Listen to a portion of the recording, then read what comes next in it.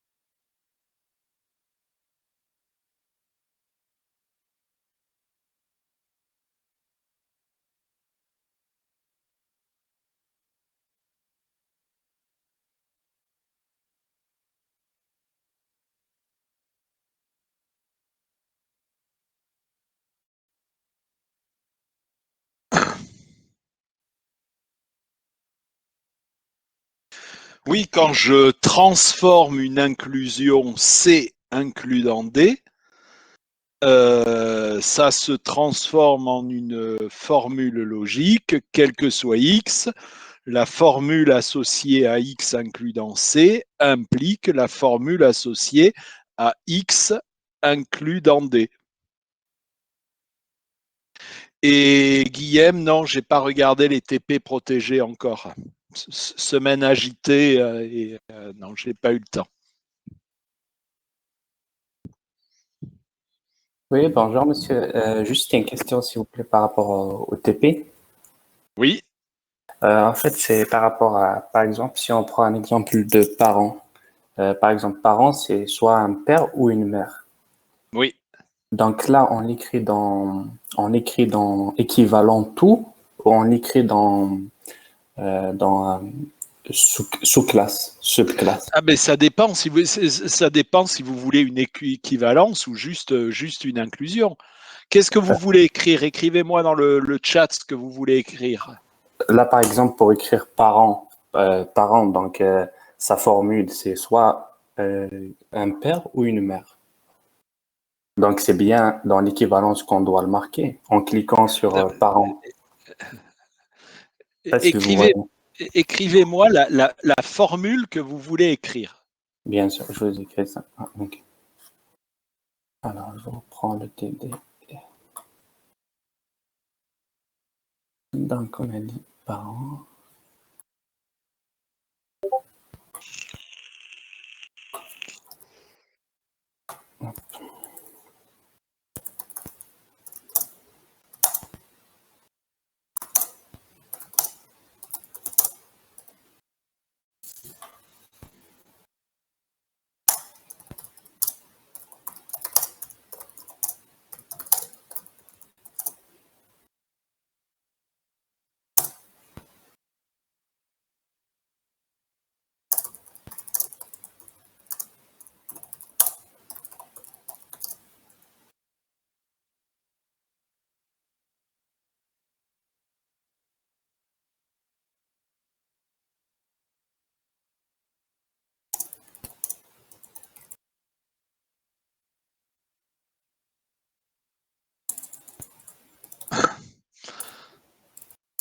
Mais si ça marche dans les deux sens, il faut le mettre dans équivalent.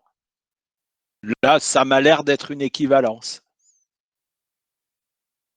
D'accord, parce que Est-ce que vous voulez avoir 6 pères à leurs parents et 6 mères à leurs parents? si on suit la formule, oui. Donc c'est bien une équivalence que vous voulez. Ouais. Parce que là, voilà, donc c'est le équive que vous voulez entre les deux. Parce que sur le logiciel, en fait, il y a plusieurs étapes. Donc, il y a le Oui, oui, premier on peut faire soit utiliser le équivalent ou concept, ou subclasse. le équivalent de classe, soit subclasse. C'est à, Mhm. c'est à choisir. Est-ce que vous voulez que ça marche dans les deux sens ou juste dans un seul sens? D'accord, ok. Donc là, on doit mettre dans équivalent tout, on va mettre donc pair or Voilà. Ouais. et dans subclasse, on va mettre personne, euh, personnage, je crois, on a mis. Donc, ok, merci. Très bien.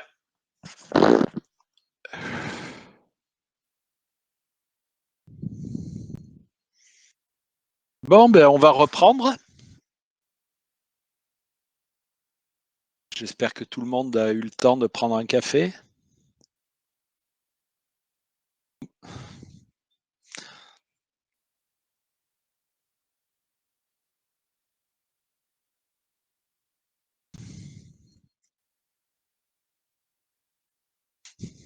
C'est pas conseillé. Ok. En fait, nous ce qu'on veut, euh, c'est savoir si une inclusion est valide. Parce que nous, ce qu'on manipule, hein, c'est des inclusions. Et en fait, ce qui va marcher, tout ce qu'on fait, c'est que la formule C inclus dans D est valide si et seulement si la contrainte X appartient à C et note D est insatisfiable. Alors ça, c'est vraiment, vraiment une petite manipulation de logique de base. Hein. C'est d'accord, C inclus dans D, c'est valide, c'est pour toutes les interprétations. L'interprétation de C est inclue dans l'interprétation de D. Et C et note D, X appartient à C et note D est insatisfiable. Ça veut dire que dans toutes les interprétations, l'interprétation de C et l'interprétation de D sont disjointes, puisqu'il n'y a rien dedans, et l'interprétation de C et de D sont disjointes, ça veut bien dire que l'interprétation de C est dans l'interprétation de D. Donc, voilà, c'est le petit théorème qui va tout faire marcher, qui va nous faire la liaison entre la validité d'une formule et la satisfiabilité d'une contrainte. D'accord? Bon, ben maintenant qu'on sait faire ça, on va tout faire. Vous vous souvenez, j'avais au cours précédent, je vous avais parlé de cette formule-là. Là. Il existait res.c qui n'était pas vraiment la même chose que il existait .c et il existait .c. En fait, je vous avais dit qu'il y avait une inclusion qui marche, mais que l'autre, ça ne marchait pas et je vous avais demandé de me trouver un contre-modèle. Eh bien, on va se servir de l'algorithme qu'on a vu aujourd'hui pour résoudre cet exercice que vous auriez pu résoudre directement, soit avec la théorie des ensembles, soit par l'algo que vous vouliez sur la logique. Mais là, on va le faire avec l'algo qu'on a vu jusqu'à présent. Donc, la première chose à faire pour résoudre ça, c'est là, on a une inclusion et on va le transformer en C and not D, puisque c'est sur cette formule-là qu'on va travailler pour dire son interprétation ne peut pas contenir quelque chose. Donc, je transforme cette formule en C and not D. Donc, je vous laisse 30 secondes pour essayer de le faire au brouillon.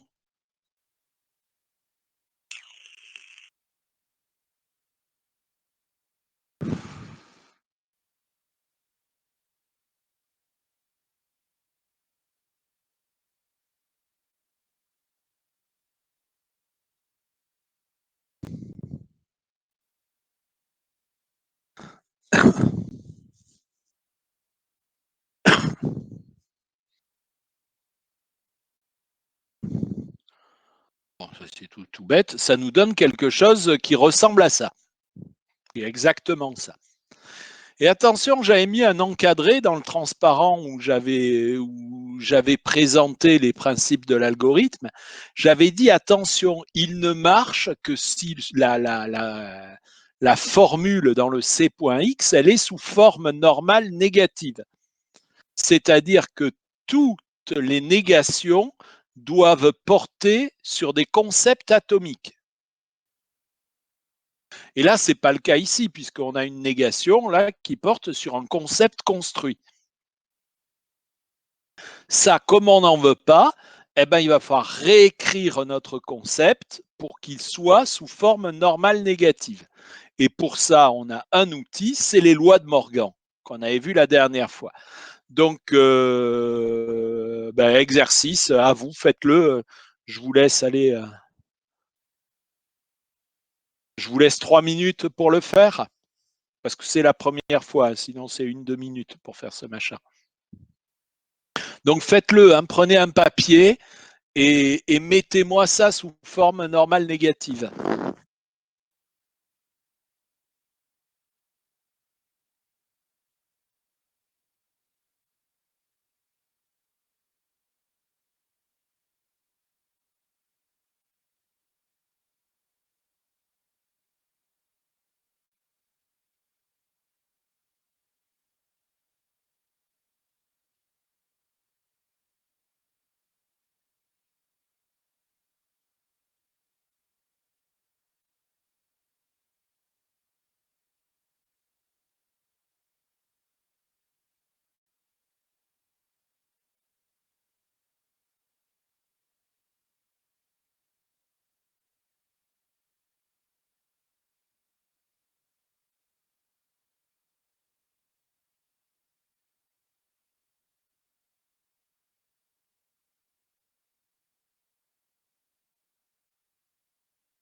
Écrivez-moi un OK quand vous avez fini ou écrivez-moi un comprends pas si vous n'arrivez pas à démarrer.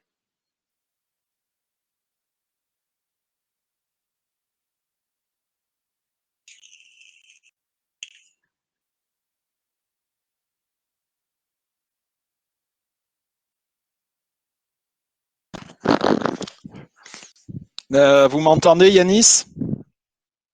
Ok.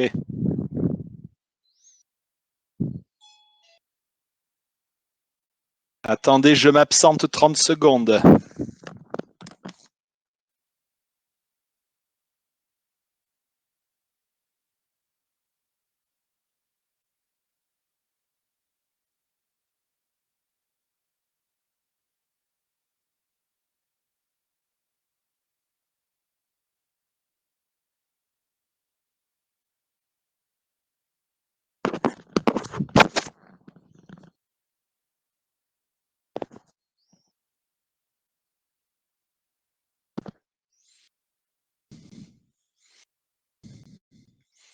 Une petite voix à l'autre bout de la salle?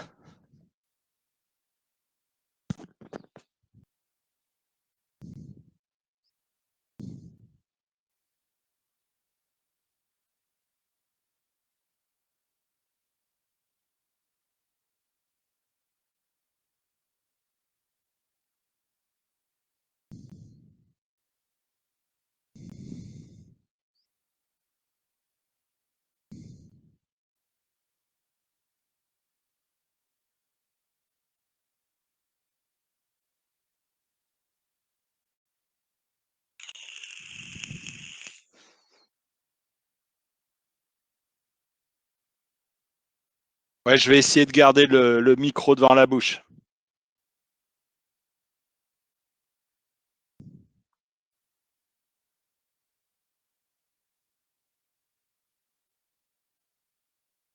Ok, donc là,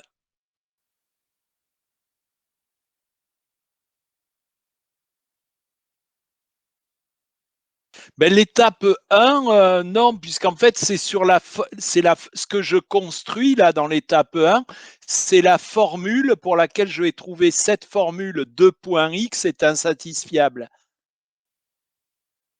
D'accord? Donc il n'y a plus d'inclus là-dedans. C'est hop, on regarde là. Voilà. C inclus dans D est valide si et seulement si la contrainte C un note D 2.x est insatisfiable. Et en fait, ce que j'ai construit là, c'est ce concept C un note D. Et c'est ce concept que je vais mettre. Là, j'ai plus une formule. J'ai un concept. Et c'est ce concept que je vais prouver. Ce concept de point X qui devra être prouvé insatisfiable. D'accord, Quentin? Ok, donc la mise sous forme normale négative, c'est simple. Hein, là, j'ai qu'un seul note qui porte vers une conjonction. Donc la conjonction, la négation d'une conjonction, c'est la disjonction des négations. C'est ce que j'ai écrit ici. D'accord? Le et devient un ou et je fais porter le note sur les deux arguments du ou. Maintenant, je me retrouve avec deux notes qui portent sur des il existe, donc qui ne sont toujours pas des négations atomiques. Donc la négation d'un il existe, c'est le for all de la négation. Donc j'arrive à ça.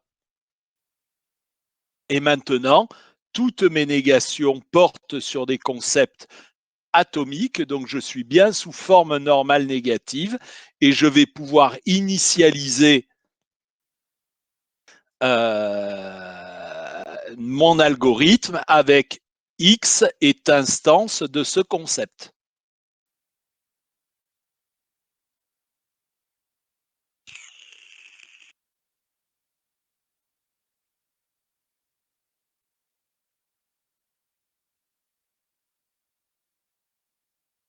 Pourquoi on a besoin de la dernière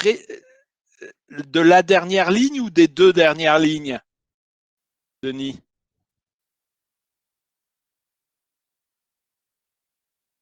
Ben, la dernière ligne, ben, là, le note, il porte sur un il existe à l'avant-dernière ligne, donc il porte toujours pas sur un concept atomique. Donc il faut toujours, il faut utiliser la loi de Morgan pour le faire venir sur le note C. D'accord? Il faut rajouter cette ligne-là, sinon je ne suis pas encore sous forme normale négative. Et la négation d'un il existe, c'est le for all de la négation.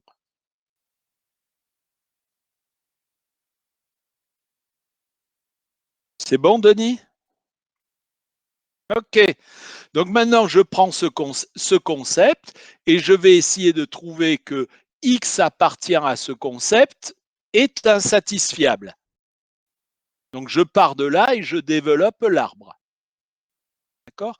Donc effectivement, là pour l'instant, j'ai qu'une variable X, j'ai qu'une contrainte X, donc j'ai pas le choix sur ce que je vais développer. Et cette contrainte, enfin ce concept-là, c'est une conjonction. C'est la conjonction de ça et de ça. Donc je génère que X appartient au premier concept et que X appartient au deuxième concept et j'efface la contrainte. C'est bon pour cette règle-là? Tapez vite stop dès qu'il y a un truc qui n'est pas compris, hein, parce que c'est important.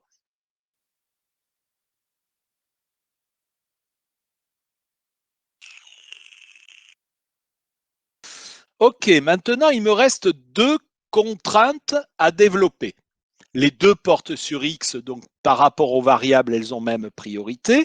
Donc il faut que je regarde les constructeurs. La deuxième, c'est un ou. La première, c'est un il existe. Le ou étant prioritaire sur le il existe, je développe le ou en premier. Je développe le ou, donc je crée deux branches, une où X appartient au premier argument du ou, une où X appartient au deuxième argument du ou. Et j'efface la contrainte puisqu'elle a été utilisée et j'en aurai plus besoin. D'accord? Maintenant, regardons dans la branche de gauche. Je pourrais prendre la branche que je veux, mais on va regarder la branche de gauche. Dans la branche de gauche, j'ai un il existe et un quel que soit.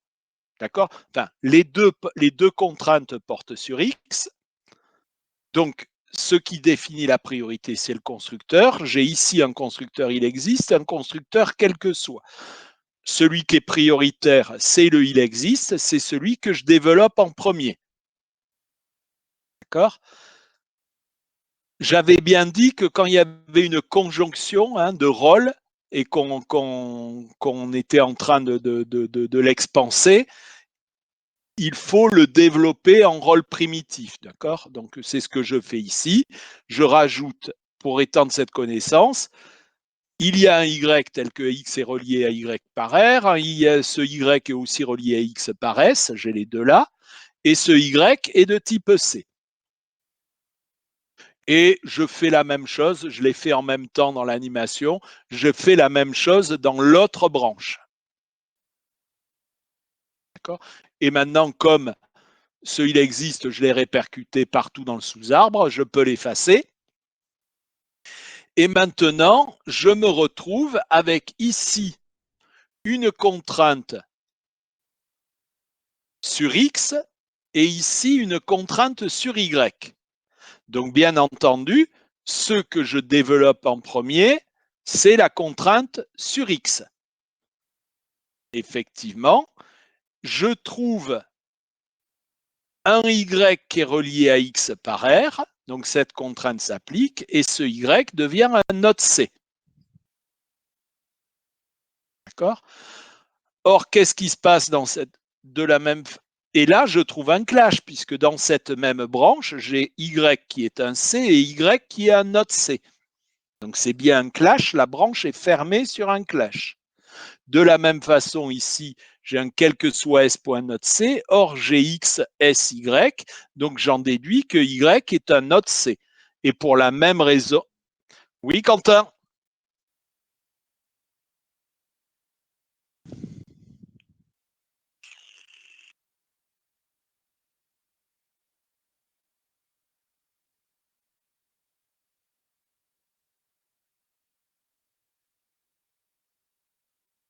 Mais parce que à gauche, ma règle, elle dit quel que soit R.node C, et à droite, la règle, elle dit quel que soit S.node C.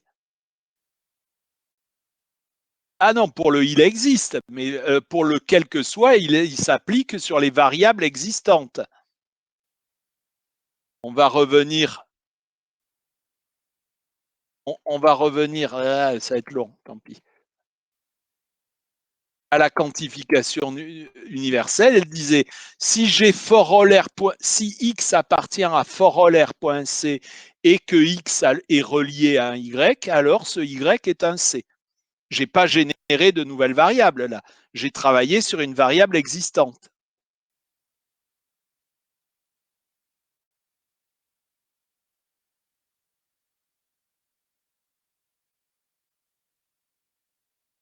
Regardez, là j'avais une règle, l'union sur ces deux choses.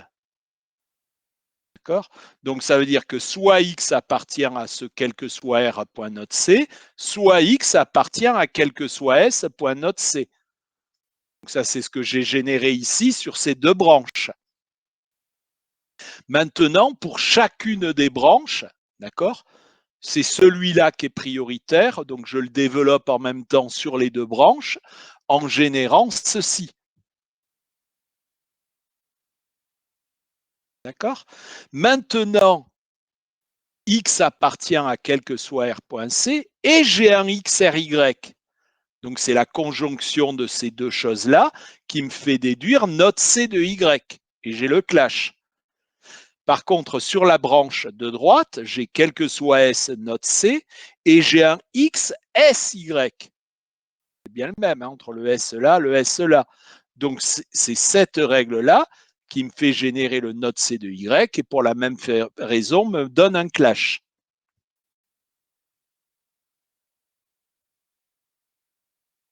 Est-ce que c'est plus clair, Denis?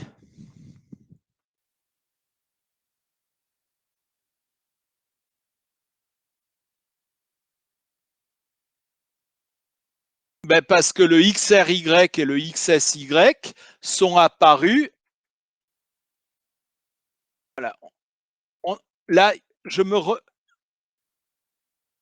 c'est pas invalide, c'est insatisfiable, Yanis. Attention au vocabulaire. Invalide et insatisfiable, c'est pas du tout la même chose. Je me remets à cette étape. Ici, j'avais X était instance de cette conjonction et X était instance de cette disjonction. Non, pardon. X était instance de cette quantification existentielle et X était instance de cette disjonction. Donc, ce que j'applique en premier, c'est la disjonction. D'accord? Et ça nous a donné ça. Là, jusque-là, tout le monde est OK? Dites stop s'il y a un problème à cette étape. Maintenant, dans chaque branche, dans cette branche comme dans cette branche-là, j'ai un il existe et un quel que soit. Les deux portant sur X. D'accord? Dans chaque branche. Donc, c'est le il existe qui va être développé dans chacune de ces branches.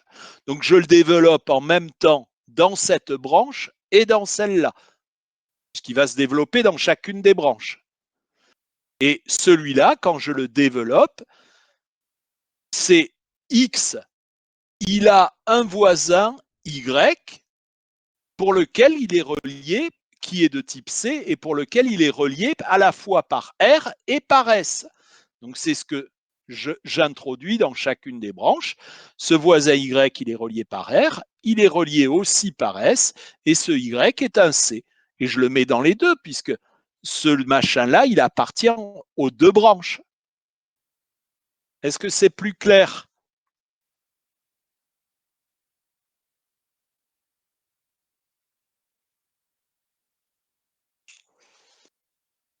D'accord? Ce il existe là, il appartenait aux deux branches. Donc, quand je le développe, il faut bien le mettre dans les deux branches.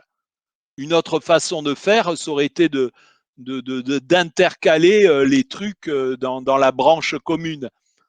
Bon. C'était plus difficile, il aurait fallu que je bouge tout graphiquement. Mais c'est exactement ça qui se passe.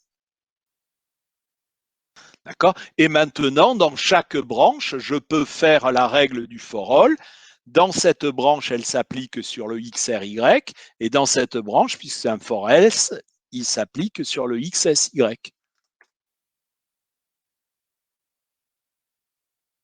Est-ce que c'est clair?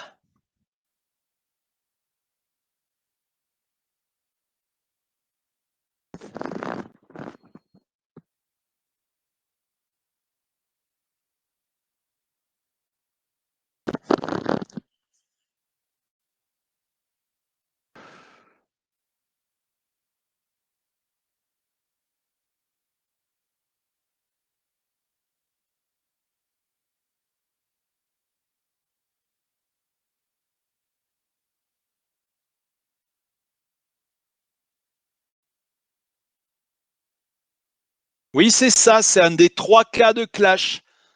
Dans un transparent précédent, j'avais donné trois cas de clash. Le premier, X appartient au bottom, à bottom. Le deuxième, X appartient à un concept et à sa négation. Et le troisième, il doit y avoir au plus n voisins R de X et j'en trouve n plus 1 qui sont tous différents. C'est les trois cas de clash.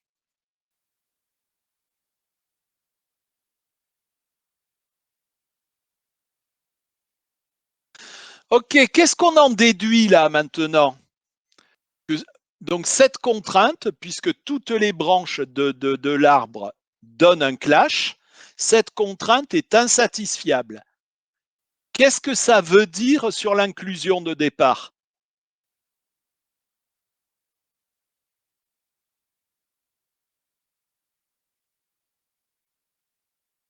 Voilà, donc l'inclusion de départ est valide. Fausse, David, je ne sais pas ce que ça veut dire, faux. J'ai bien rappelé au premier cours, dans notre vocabulaire, on a valide, invalide, satisfiable, insatisfiable, contingent et conséquences sémantiques. C'est tout ce qu'on a comme jugement sur les formules. Voilà. Donc là, clash sur toutes les branches. Donc cette contrainte-là est insatisfiable. Et donc, d'après le théorème qu'on avait donné ici, ça veut dire que l'inclusion de départ est valide. Cette inclusion-là est valide. Voilà, donc la semaine dernière, je vous ai demandé de prouver la validité de cette formule par la méthode de votre choix. Et ben là, avec voilà, là on applique la méthode des tableaux en logique de description et ça marche, on l'a bien prouvé. OK? Deuxième exercice, c'est l'inclusion réciproque. D'accord? Moi, j'avais dit qu'elle était invalide. Eh ben, on va essayer de le prouver. D'accord? Donc, ben, même chose, je prends cette formule-là et je lui associe le concept C et note D, qui est plus une formule, hein, on est bien d'accord. Donc C et note D, ce sera ça. Ce concept, maintenant, je vais le mettre sous forme normale négative, parce que si je fais ça, l'algorithme, il va pas faire ce qu'il faut. Donc, il faut mettre ce concept sous forme normale négative. Ce que je vous laisse faire et marquer OK dans le chat dès que c'est fini.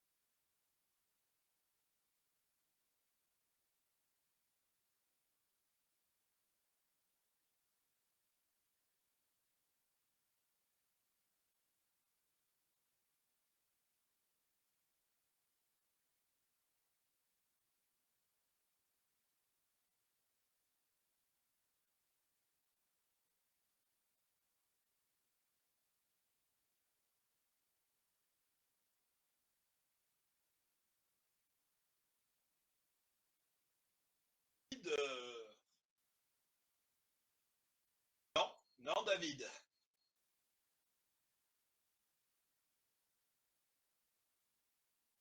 Oui, oui, for all, c'est le quel que soit.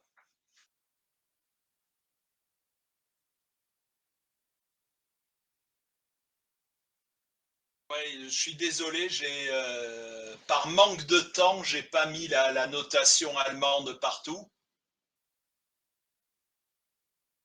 Parce que c'est lourd de mixer du LaTeX et dans du PowerPoint, c'est lourdingue. Donc j'ai pas eu le temps de le faire partout.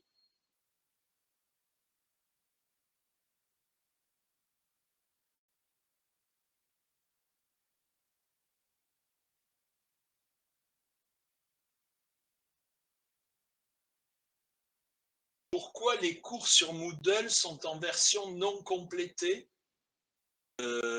C'est exactement les mêmes transparents PowerPoint que je vous passe en ce moment. Donc c'est exactement la même version. Par contre, je ne sais pas ce que vous utilisez pour les voir et peut-être que les animations ne fonctionnent pas sur votre visualisation. Alors, je vais essayer de les transformer en PDF automatiquement, mais il faut que je change la config Ah ouais, donc si les animations ne fonctionnent pas, vous êtes embêté. Ok, donc je remplacerai par du PDF, mais il faudra que j'enlève tous les caches. Donc je ne pourrai pas le faire dans la seconde. Ok, je remplacerai par du PDF. C'est bien, ça vous oblige à faire les exercices.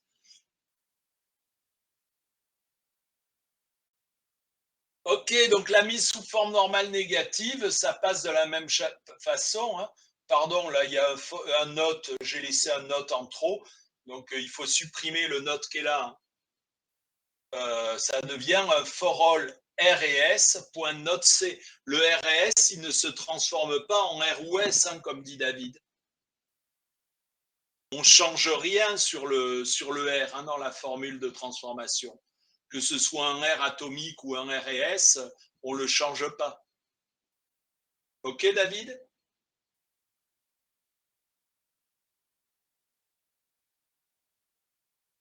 Ok, donc puisque c'est un copier-coller, ça marche, c'est toujours pas bon.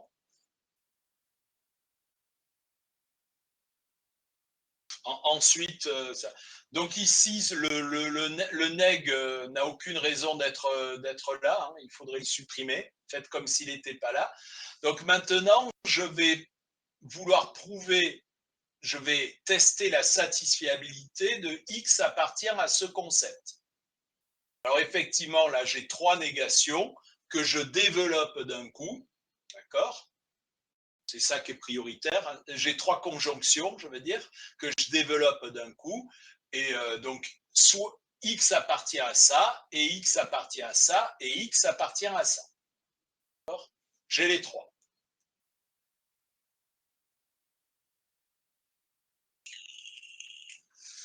Oui, excusez-moi. Et je vous laisse continuer. Essayez là, je suis allé trop vite. Attendez, hop, je recule. Alors, attention, le note ici n'est pas là. Hein, faites comme s'il n'était pas là. Je vous demande de développer cet arbre. Donc, marquez-moi OK quand c'est fini.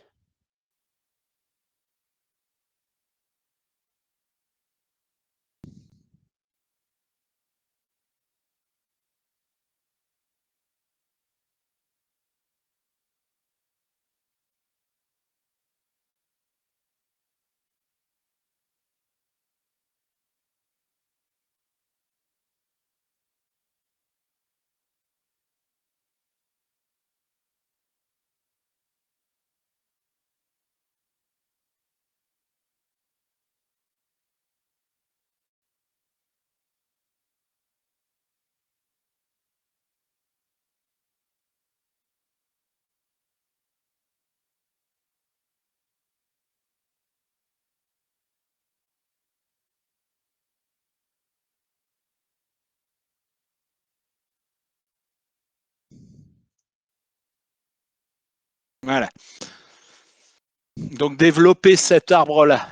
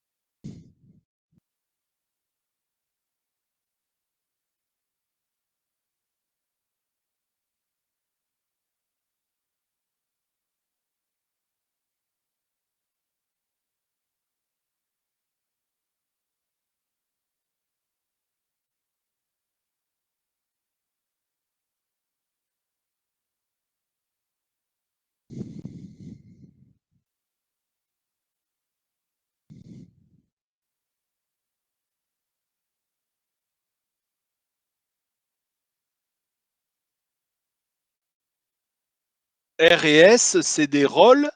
Donc, R, S, c'est des rôles primitifs. Donc, R et S, c'est un rôle. La syntaxe du for all, c'est for all role, point, concept.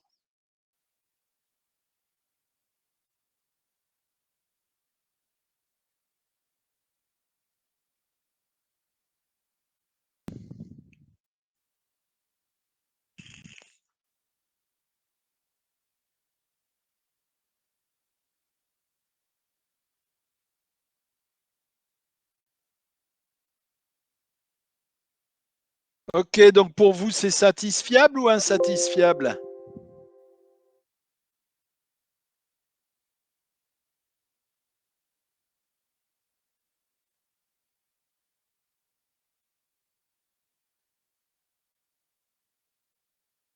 Bon, ok. Donc, qu'est-ce qui se passe? Je développe ça. Donc, je n'ai pas le choix. Hein, j'ai qu'une contrainte à développer. Cette contrainte est une conjonction. Je développe la conjonction. Ça veut dire que X appartient à ce concept-là et X appartient à ce concept-là et X appartient à ce concept-là. D'accord? C'est ce que j'ai écrit ici. Maintenant, je me retrouve et j'efface la contrainte qui m'a donné tout ça. Maintenant, je me retrouve avec il existe. Bon, X porte sur toutes ces contraintes. Donc, à ce niveau-là, il n'y a pas de priorité. Donc, je suis obligé de regarder les constructeurs. Les deux premiers sont il existe. Le troisième est un quel que soit. Je commence par un il existe et je prends par exemple le premier qui me donne X, R, Y et C de Y. Je raye la contrainte. Maintenant, je prends la deuxième, ça me donne X, S, Y et C, X, S, Z. Je génère un nouveau nom de variable hein, et C de Z. D'accord? Maintenant, il me reste un for all. Est-ce qu'il est applicable ce for all? Ben non, parce que il faudrait l'appliquer sur une variable telle qu'il y a à la fois x, r, cette variable, et x, s, cette variable. Et il n'y en a pas parce que j'ai une variable y sur laquelle il y a le r qui vient du x, j'ai une variable z pour laquelle il y a le s qui vient de x, mais je n'ai pas une variable pour laquelle il y a à la fois le r et le s qui viennent du x. Donc ce for all, je ne peux pas l'appliquer. Donc j'ai fini mon développement. J'ai fini ma branche sans clash. Donc j'ai une branche finie que j'ai entièrement développée qui n'a pas de clash. Ça veut dire que la contrainte ici est satisfiable, ce qui veut dire que la formule initiale était celle-là, est invalide, n'est pas valide. Elle est invalide.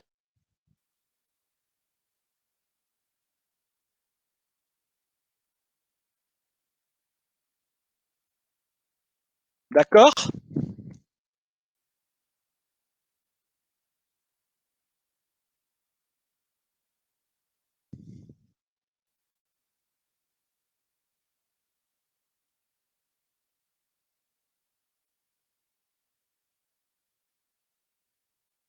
Elle n'est pas valide, mais elle est satisfiable. Oui, elle doit l'être. Oui, oui, oui, elle est satisfiable. Mais elle n'est pas valide. Et ce qui nous intéressait, c'était la validité.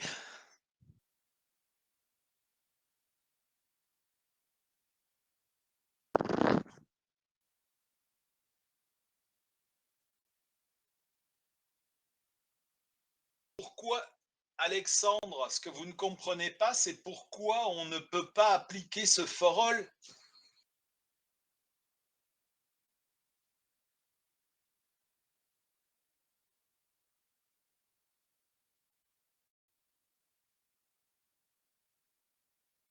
C'est ça, Alexandre, vous ne comprenez pas pourquoi on ne peut pas développer cette contrainte for all?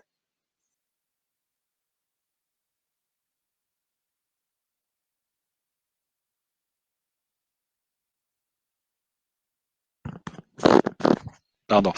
Alexandre, le micro était pas devant la bouche.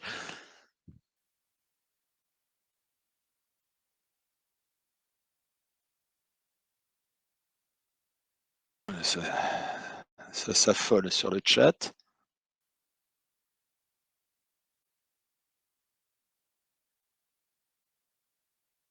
Regardez, le for-all, là, je ne peux pas l'appliquer parce que pour appliquer ce for-all, il faudrait trouver un petit u tel que XRU et XSU.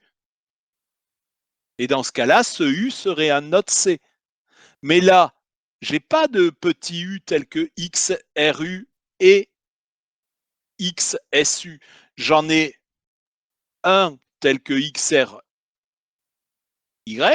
j'en ai un autre tel que XSZ, mais j'en ai pas pour les deux. Donc la règle ne se déclenche pas. Donc comme je ne peux pas développer cette contrainte. Donc comme je ne peux pas la développer, j'ai fini mon développement. C'est pas qu'ils sont forcément non égaux, c'est qu'ils sont possiblement différents.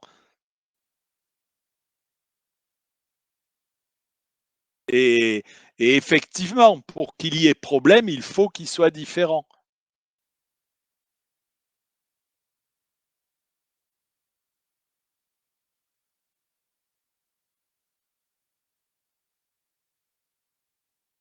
Oui, c'est Quentin, oui, c'est ça, ce sera X RNSY et X RNSY, ça veut dire XRY et XSY.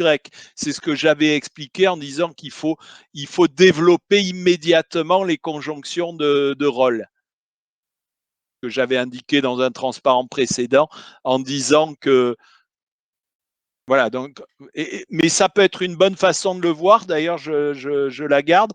Effectivement, vous mettez le XRNSY et le développer, c'est remplacé immédiatement par XRY et XSY. C'est plus clair, Quentin?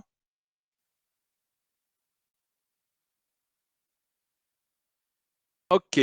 Alors là, quand une branche se finit en clash, il y a quelque chose d'intéressant à récupérer là-dedans.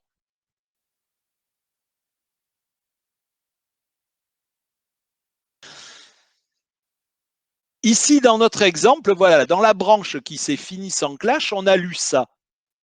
XRY, C de Y, XSZ, C de Z. En fait, ça, on peut le voir comme une certaine interprétation que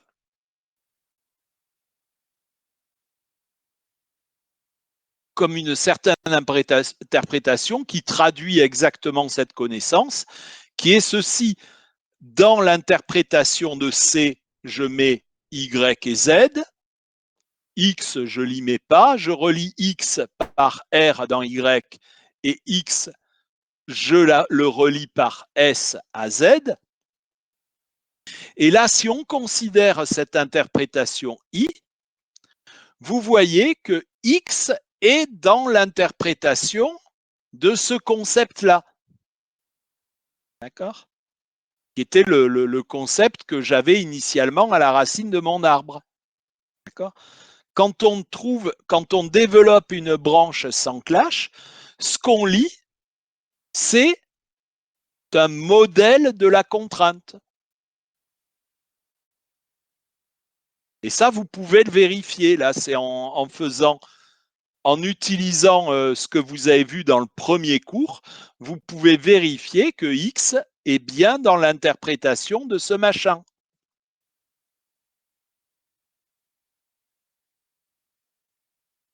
Et donc, puisque X est dans l'interprétation de ce machin, ça veut dire que cette interprétation est un contre-modèle pour l'inclusion qu'on avait au départ.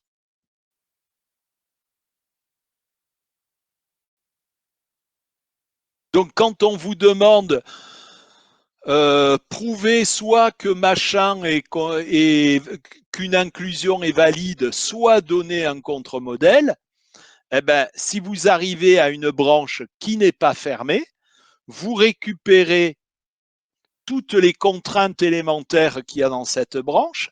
Ces contraintes élémentaires se traduisent en une interprétation.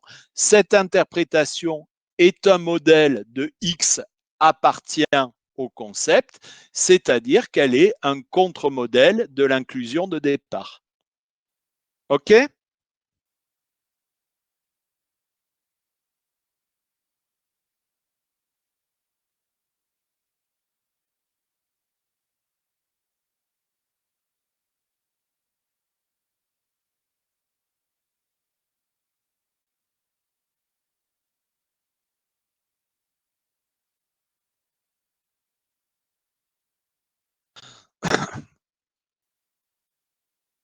Cette méthode des tableaux, ce qu'elle traite, c'est est-ce que une contrainte de la forme X appartient à un concept est satisfiable ou pas. C'est ce qu'elle fait, cette méthode de tableau. Mais cette question permet de répondre à de l'inclusion, entre autres.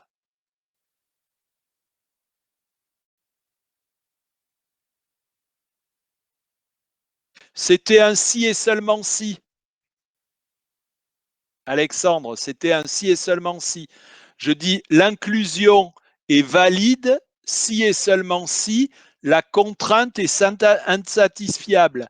Donc, si la contrainte n'est pas insatisfiable, c'est-à-dire est satisfiable, alors la contrainte n'est pas valide, c'est-à-dire invalide. C'était une équivalence. OK, Alexandre?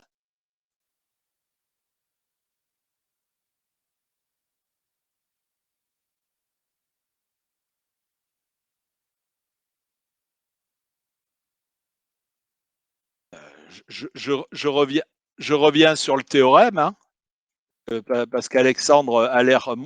Le mouet traduit une petite conviction.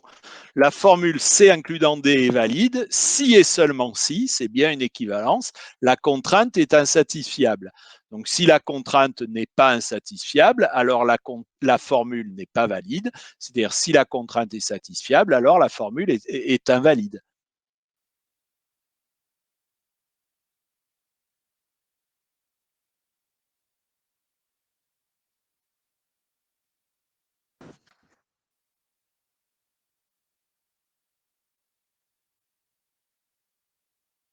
Alors effectivement, Quentin, si vous voulez prouver par exemple que deux concepts sont disjoints,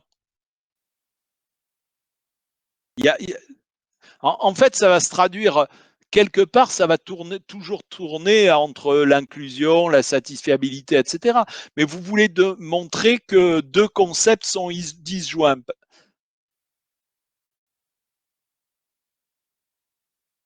Ah ben la contrainte se définit, voilà. Voilà, Quentin. Si on veut savoir si A et B sont disjoints, on teste A et B inclus dans bottom. C'est une inclusion, donc on sait le transformer en problème de satisfiabilité.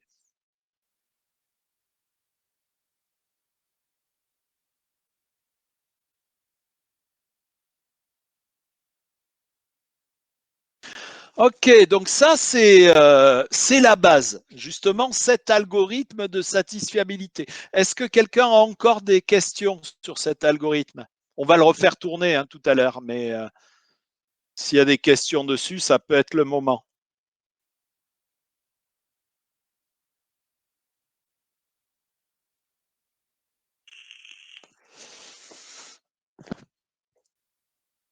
Ok, donc maintenant on va raisonner avec une ontologie, puisque maintenant, pour l'instant, on ne travaillait qu'avec une formule.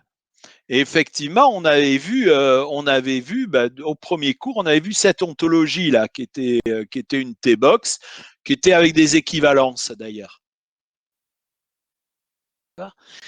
Et on va se limiter là pour le travail qu'on fait maintenant à des ontologies, donc T-box en terminologie logique de description, qui satisfont deux critères.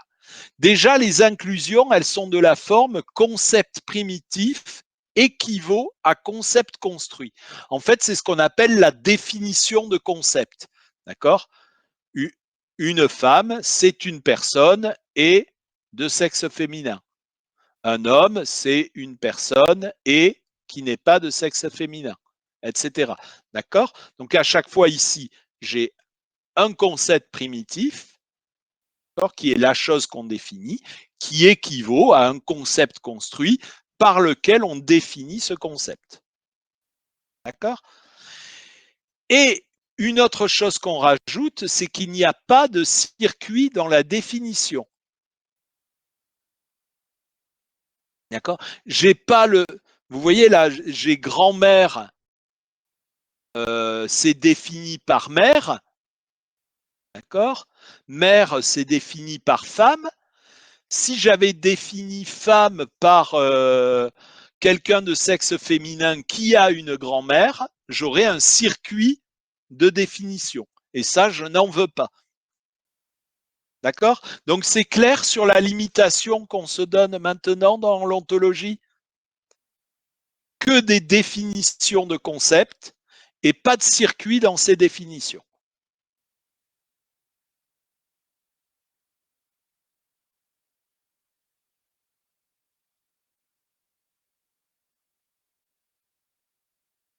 Ça, c'est ce que j'ai dans mon ontologie.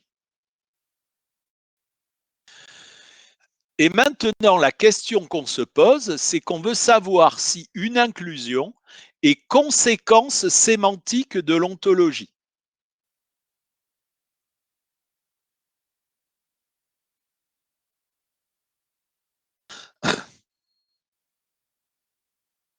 D'accord?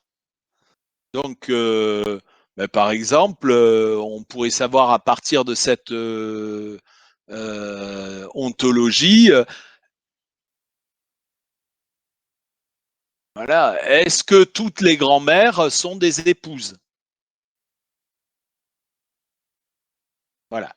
Et on peut demander, est-ce que ça se déduit de l'ontologie? Alors effectivement, ce problème-là nous permet de résoudre plein d'autres problèmes. Donc, est-ce que d'après cette ontologie, les concepts C et D sont disjoints? C'est-à-dire, est-ce que C est inclus dans la négation de D ou est-ce que C et D est inclus dans bottom? Est-ce qu'un concept C est absurde? C'est est-ce qu'on peut déduire de l'ontologie que C est inclus dans bottom? Et on peut même faire de la classification, puisque pour chaque paire AB de concepts primitifs, on pourra demander est-ce que A est inclus dans B? Et c'est ça qui va nous permettre de dessiner une hiérarchie des classes. OK?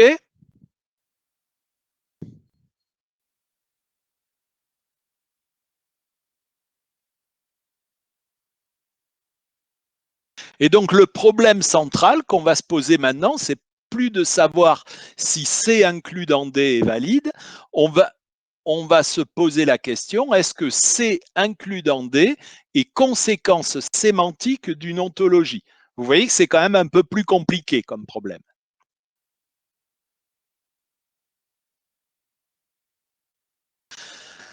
Alors là, je vous mets une esquisse de la méthode. Donc, on veut savoir si l'ontologie grand O a pour conséquence sémantique C inclus dans D. Et là, on va calculer une nouvelle inclusion qu'on va appeler le unraveling de C inclus dans D en fonction de O. Et il sera équivalent de dire que O a pour conséquence sémantique C inclus dans D et ce unraveling est valide. Et ce unraveling, c'est une inclusion. Donc à partir de ce moment-là, on se retrouve dans le cas précédent, puisque la validité d'une inclusion, on sait faire. Donc le jeu maintenant, c'est de se dire comment on définit ce unraveling. Ce qui va être l'objet du transparent suivant.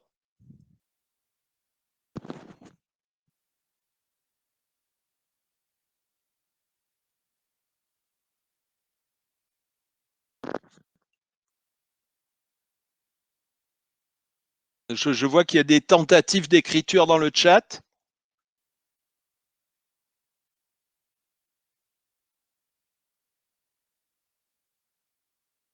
Quentin, je ne sais pas ce dont vous voulez parler.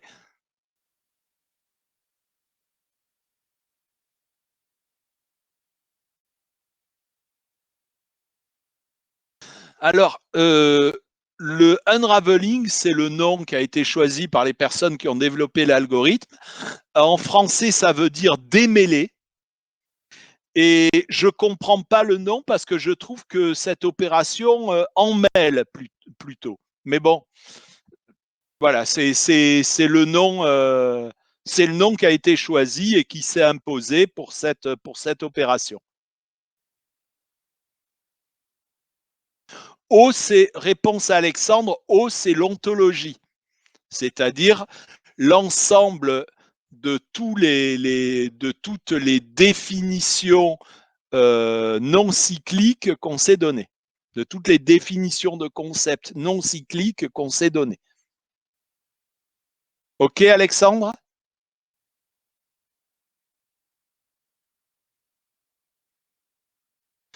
OK. Le unraveling. Voilà.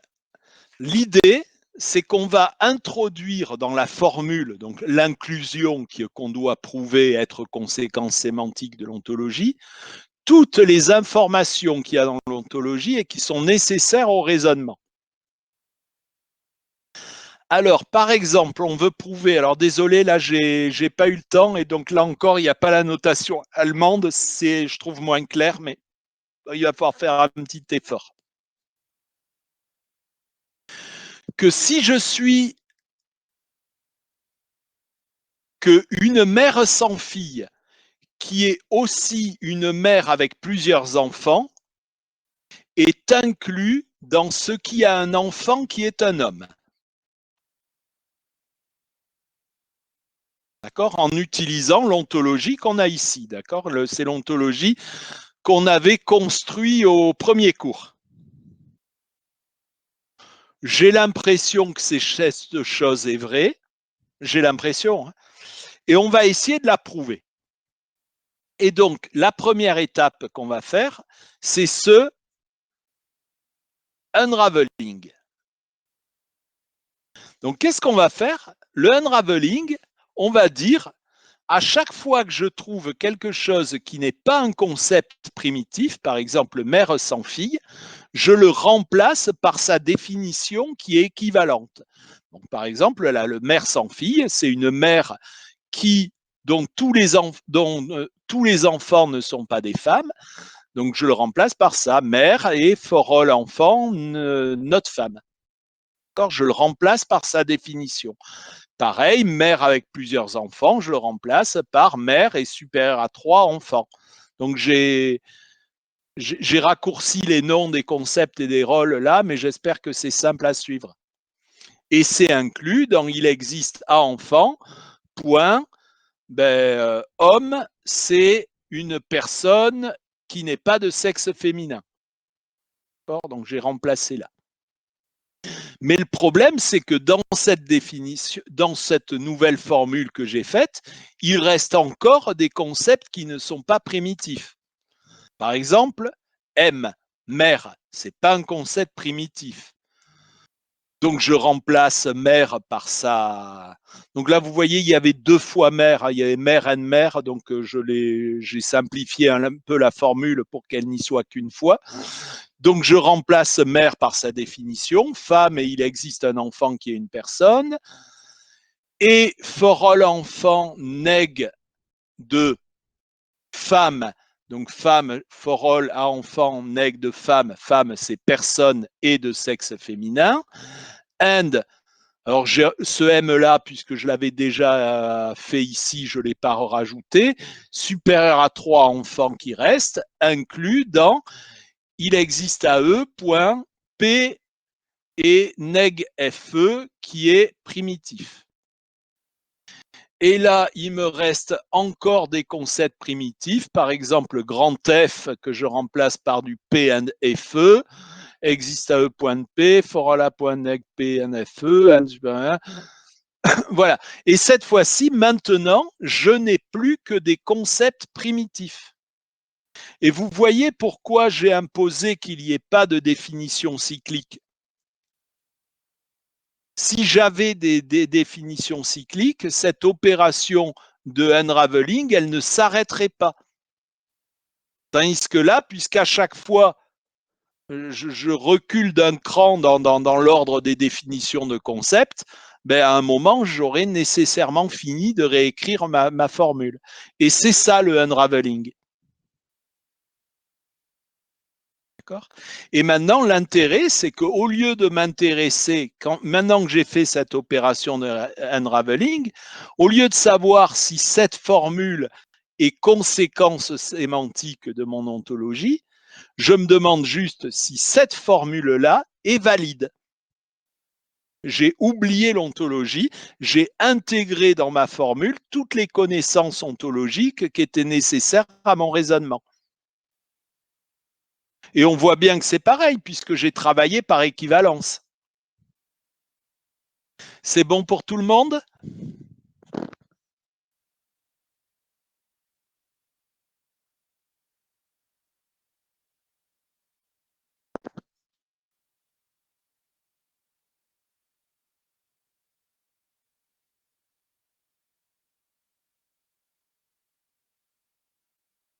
Donc maintenant, je prends cette formule et je me demande si elle est valide. Ah ben, c'est simple. C'est ce qu'on a fait pendant toute l'heure précédente. Je prends cette formule, je veux montrer si elle est valide. Bon, mais d'abord, c'est une inclusion, je la transforme sous la forme C note D, ce qui me donne une contrainte qu'il faut prouver être insatisfiable. Je la mets sous forme normale négative, d'accord ? Donc, je fais porter toutes les négations sur des concepts atomiques. J'arrive à cette formule que je dois prouver insatisfiable, et maintenant, je vais développer l'arbre à partir de cette formule. En exercice, pour vous entraîner ?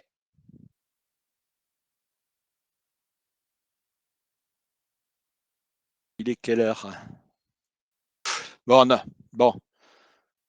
Je vais le faire tout seul parce il reste plus vraiment le temps. Ok, donc tout ça, c'est une grosse conjonction. Donc, je développe les conjonctions. Là, je ne l'ai pas mis en dessous pour une histoire de place sur le transparent. Non, Antoine, pas de blague sur le café parce que j'en avais plus à la maison et j'ai fait réchauffer du vieux café qui est dégueulasse. Donc, il y a des blagues qu'il ne faut pas faire aujourd'hui.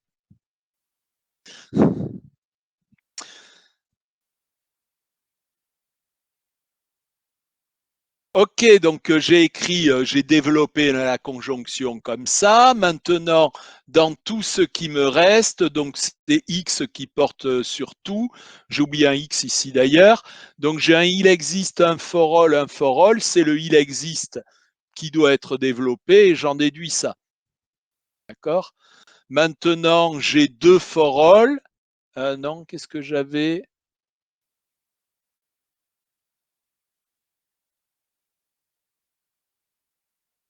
Ah oui. Oui. Maintenant, je vais appliquer, je crois que c'est la première règle de for all. Non, j'ai appliqué la deuxième règle de for all, c'est qu'il y a ici sur ce X AEY, et j'en déduis que le Y, c'est un neg P hors FE. Bon, de toute façon, maintenant, il faut que je continue à développer les X.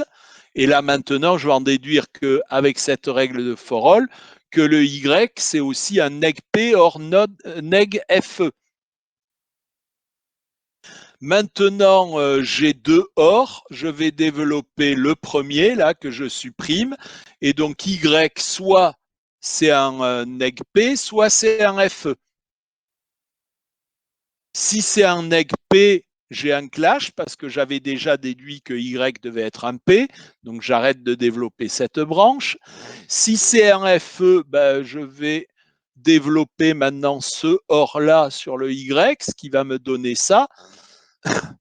Soit Y est un neg P, soit Y c'est un neg FE. Là, j'ai un clash. Et puis là, je commence à développer cette branche-là, mais dans cette branche-là, je vais finir de la développer, j'ai pas la place sur le transparent, mais j'arrive pas à un clash.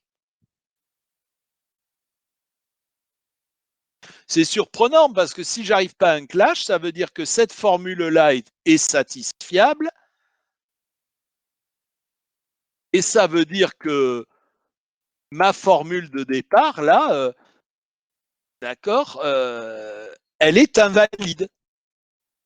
Ça veut dire qu'il peut arriver qu'on soit une mère sans fille et une mère avec plusieurs enfants, et pourtant qu'on n'ait pas d'enfant qui est un homme.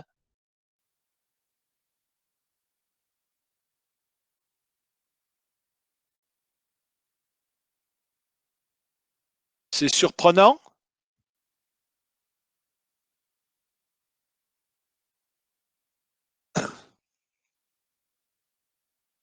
Et en fait, ça s'explique.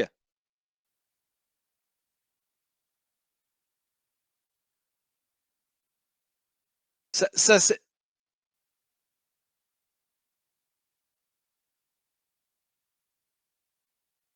ouais, ça veut dire que ça c'est pas conséquence sémantique de l'ontologie, alors qu'on avait l'impression. Mais pourquoi? C'est ça qui est intéressant. Il est intéressant de regarder le modèle. C'est que là, ce qu'on est en train de développer, c'est que on a un enfant qui est Y, qui est de sexe féminin, mais qui n'est pas d'une personne. Et pour tous ces Y1, Y2, Y3, etc., on va dire que ces enfants ne sont pas des personnes. Et s'ils ne sont pas des personnes, même s'ils ne sont pas de sexe féminin, ils ne seront pas obligés d'être des hommes. Et donc, on ne pourra pas déduire qu'il a un enfant qui est un homme. On le voit dans l'interprétation, on le lit dans l'interprétation. Ce qui veut dire que pour pouvoir raisonner correctement, il faudrait indiquer quelque chose qui dit qu'une mère avec plusieurs enfants, c'est une mère, et tous les autres enfants, d'accord, c'est des personnes. D'accord. Et il faudrait dire que une mère, ou dire, ah non, il faut que pour que ce soit Ahmed, pour que ce soit insatisfiable, il faut que toutes les branches finissent par un clash. D'accord? Donc il faudrait indiquer, par exemple, dans la définition de père et mère, il faudrait dire, par exemple, pour mère, femme et il existe un enfant, c'est une personne, et tous les enfants sont des personnes. Et si on rajoutait ça dans l'ontologie, ça marcherait mieux. On pourrait faire notre déduction. Et pour ceux qui sont curieux, je vous le laisse faire en exercice. Ok, un autre petit exercice bon, que je laisserai juste sur le Moodle à la fin, où on va partir de ceci, de cette ontologie-là qui est plus simple, et on veut prouver que toutes les mères sont des femmes. Donc je vous laisserai faire cet exercice en déroulant l'intégralité de l'algorithme. Ben non, ça n'a pas la conséquence sémantique. Enfin, la conséquence sémantique là ne marche pas. Ça, ce n'est pas conséquence sémantique de l'ontologie. Et le contre-modèle qu'on lit ici nous explique pourquoi. Et c'est ça qui va nous permettre de dire, voilà, comment je répare mon ontologie. Donc, par exemple, comment je répare mon ontologie.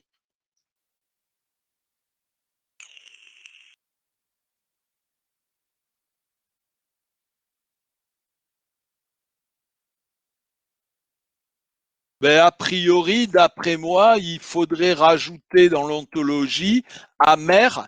Le problème, c'est qu'on se retrouve dans le contre-modèle, dans le contre-modèle qu'on est en train de construire, on se retrouve avec des enfants qui ne sont pas des personnes.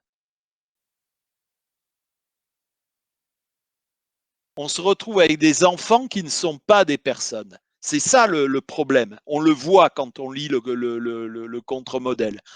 Donc, ce qu'il va falloir, c'est forcer que tous les enfants soient des personnes. Donc, par exemple, en indiquant, en remplaçant la définition de mère, là, par mère, c'est une femme qui a un enfant et qui est une personne et dont tous les enfants sont des personnes. Pareil pour père, il faudra dire que tous ces enfants sont des personnes. Et si on fait ça, à ce moment-là, on ne pourra plus avoir ce contre-modèle où on a des enfants qui ne sont pas des personnes. Et dans ce cas-là, on pourra bien fermer toutes les branches. Le concept, la contrainte sera insatisfiable et donc on aura l'inclusion qui est conséquence sémantique de l'ontologie. D'accord? Donc, ce que je veux que vous ayez bien compris, c'est quand même toute cette démarche qui est de dire, voilà, maintenant, on part d'une ontologie, on veut savoir si une inclusion est conséquence sémantique d'une ontologie. Donc, on fait le unraveling qui nous donne une nouvelle inclusion. On veut savoir si cette inclusion est valide. Pour ça, on la transforme un petit peu, on fait le C note D, on la met sous la forme mise sous forme normale de conjonctive, et ça revient à dire est-ce que telle contrainte est insatisfiable? On déroule notre algorithme, si toutes les branches marchent, c'est bien. Si toutes les branches s'arrêtent sur un clash, alors la contrainte est insatisfiable et l'inclusion au départ est bien conséquence sémantique de l'ontologie.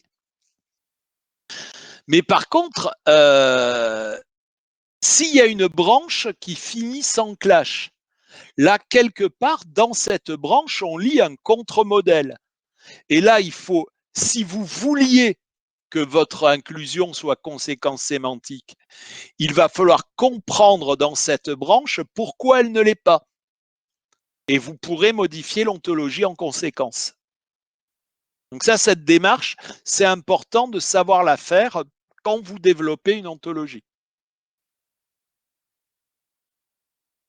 Voilà, donc j'en ai fini pour aujourd'hui. Pour la prochaine fois, je regarderai vos rendus pour ceux qui l'ont fait en protégé. Et en fonction des problèmes que vous avez eus, etc., ben peut-être que ça va m'inspirer pour faire une moitié de cours en initiation à protéger.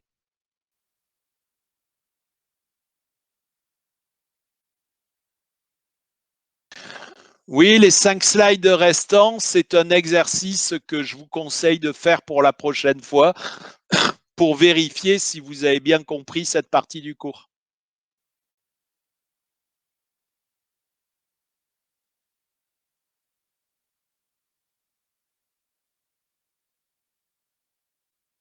Je ne savais pas à quelle vitesse on allait aller aujourd'hui, donc j'ai prévu large en exercice. Voilà, donc moi, je vous dis au revoir. Je vous dis au revoir et j'arrête l'enregistrement, mais s'il y a des questions, je reste là encore un petit moment. Yanis, qu'est-ce qui n'est pas un DAG?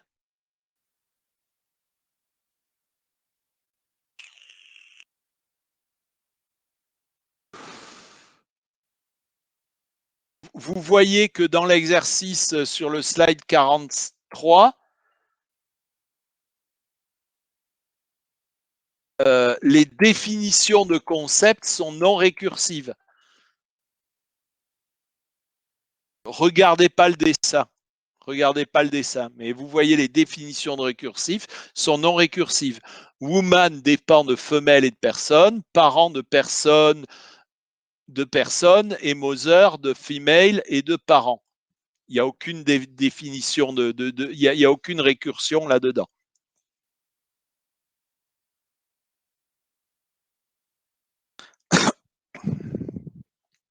D'autres questions?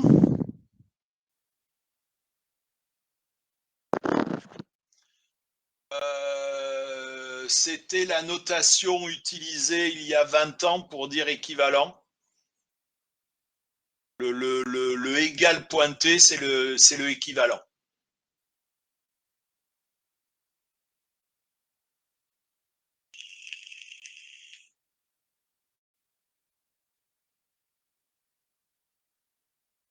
J'ai fait un copier-coller en catastrophe de vieux exercices pour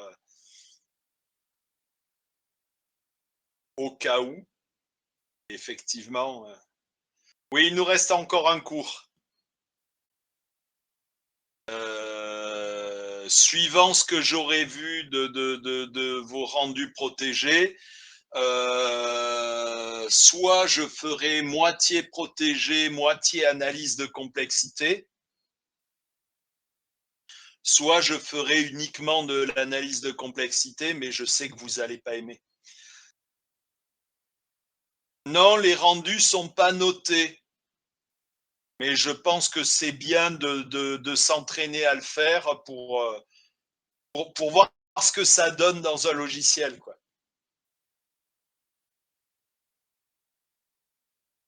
La partie de Marie-Laure, ce sera sur les règles existentielles uniquement.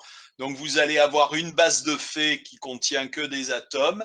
Vous allez avoir un ensemble de règles et vous allez vous poser la question, est-ce que une requête est conséquence sémantique de la base de faits et des règles? Et donc, vous allez voir plein d'algorithmes là-dedans. Vous allez vous poser la question, est-ce que ces algorithmes s'arrêtent ou pas? Est-ce que ce problème est décidable? Vous allez voir d'un type d'algorithme où on sature les faits en rajoutant à la base de faits toutes les conséquences possibles. Vous allez voir d'autres algorithmes où on ne sature pas la base de faits, mais plutôt on réécrit la requête. Voilà, il n'y aura pas de méthode de tableau avec Marie-Laure, c'est pas besoin, donc c'est intéressant. C'est pour ça que je me suis consacré sur la logique AL, où l'algorithme est complètement différent de ceux que vous allez voir avec Marie-Laure.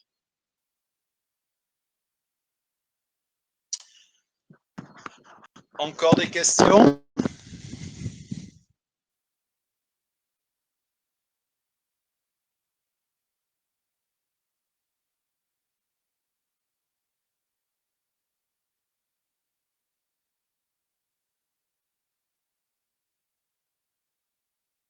Contrôle continu, mais les modalités sont pas encore bien définies.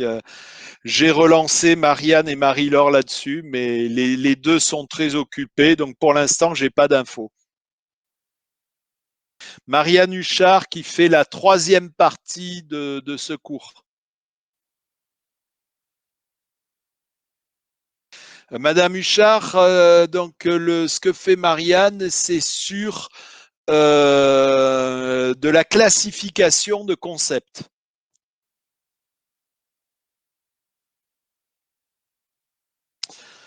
C'est-à-dire, voilà, on a des objets qui sont définis par leurs propriétés. Non, on a des ensembles d'objets qui sont définis par leurs propriétés. Donc,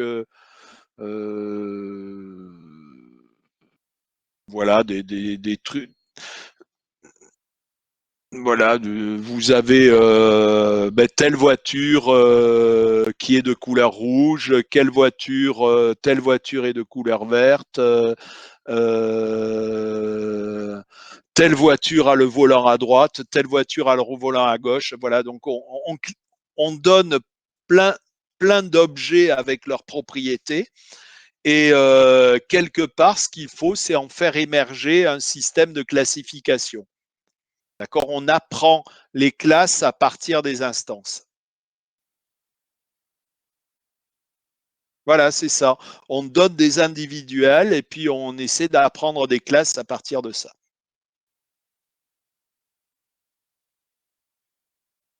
Donc c'est un raisonnement complètement différent de ce qu'on fait avec Marie-Laure, puisqu'avec Marie-Laure, ce qu'on fait, c'est vraiment de la déduction, de la déduction logique.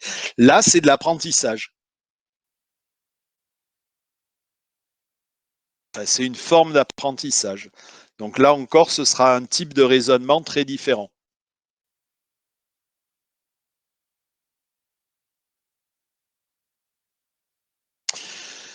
Voilà, je vais vous souhaiter bonne soirée et à la semaine prochaine. Oups.